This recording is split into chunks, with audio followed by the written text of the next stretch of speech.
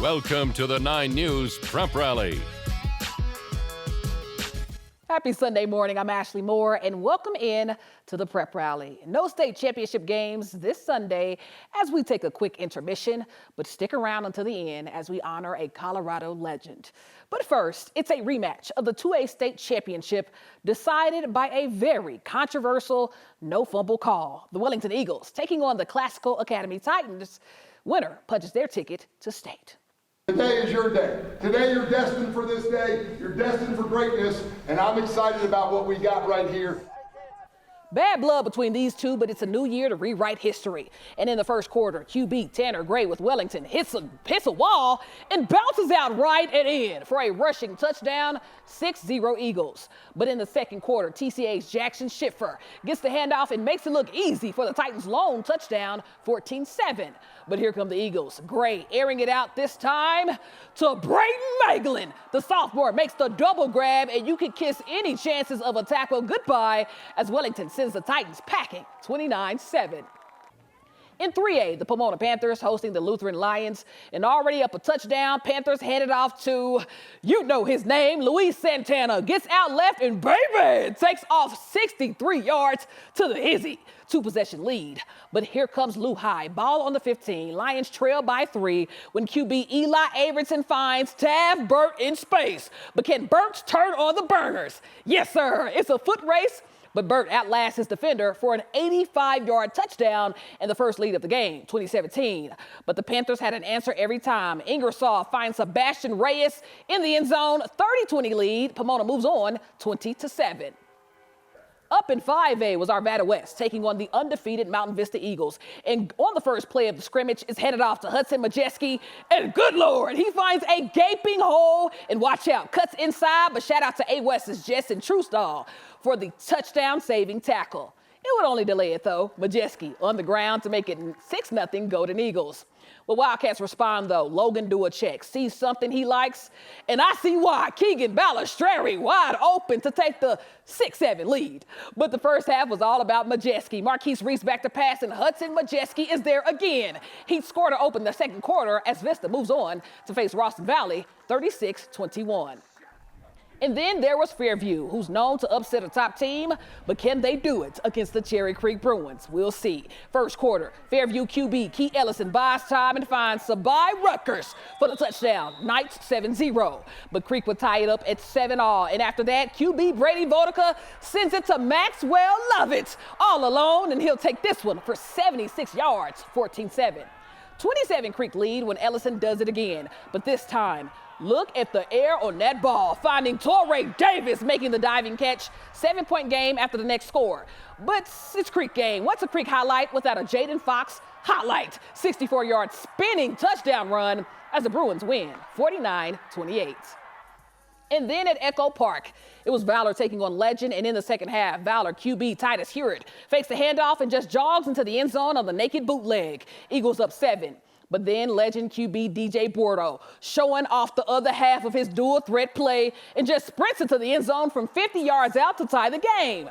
But in the fourth, Eagles answer back with a goal line run by Channing Fox. Valor regains the lead. And with 5 seconds to go in regulation, Bordeaux does it again, taking off, and will he get in? Outright, diving for the pylon, Legend within 1 point. They're going for 2. This time, Bordeaux looking for the pass, but it is denied as Valor moves on to take on Cherry Creek, 31-30.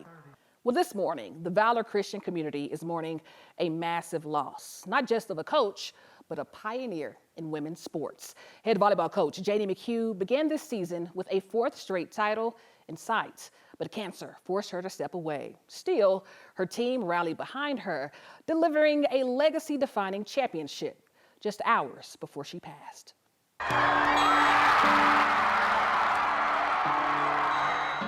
She wasn't on the bench this year, but everything Valor Christian did had head coach Janie McHugh's fingerprints on it. She would tell you something and you're like, yeah, she knows what she's talking about. She has experienced this. She was in the Olympics. Like, holy crap. Like, we are literally coached by one of the greatest players ever. And on the 50th anniversary of state volleyball in Colorado, her team made history. Their 4th straight 5A title. a milestone season for girls' sports in this state, written by a woman who helped build them. She was one of the best female athletes to come out of Colorado, and then she came back to blaze a trail for future women in Colorado. But this season, cancer forced her to step away. And when Valor needed a leader, her longtime assistant didn't hesitate. I'm a mental performance coach for colleges, and so I had a full-time job. And when I was asked to take this position, the AD said, well, maybe you can just come a couple days a week. And I said, no, if I'm gonna do this, I'm gonna do it with excellence, because that's the only way that Janie would have it. 7 weeks guided by a trinity of purpose. Play for God, for each other, and for Coach Janie. Pushing every single person to be the best they can be all the time. She is like truly the best coach ever. They didn't just play for her, they played like her, champions. Oh, I say, go Valor, go Valor, go! Go Valor, go Valor, go!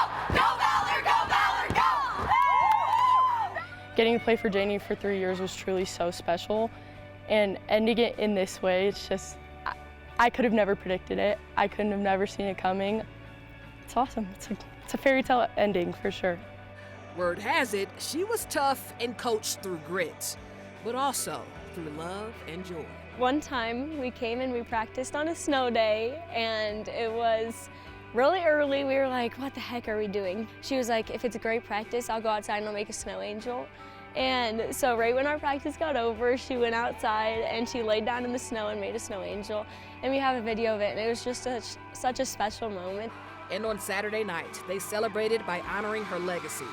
Olympian, All-American, Arvada West legend, and Colorado High School Hall of Famer. And I ran over to get her jersey because this was about her.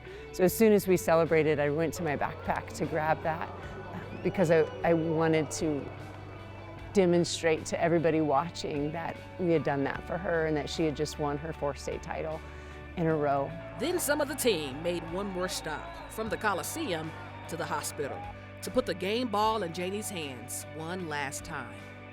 In honor of Janie, could you have written a better ending? No, and that's why I sobbed, because I saw God's hand through the whole weekend. Just His grace and mercy on that team and His favor on Janie, that she could go out the way that she did with her hand on the game ball. That she passes 2 hours after she wins her 4th state title. You couldn't have written a more meaningful, powerful script for Janie, for these girls, for this school and this community. It was amazing to be a part of that.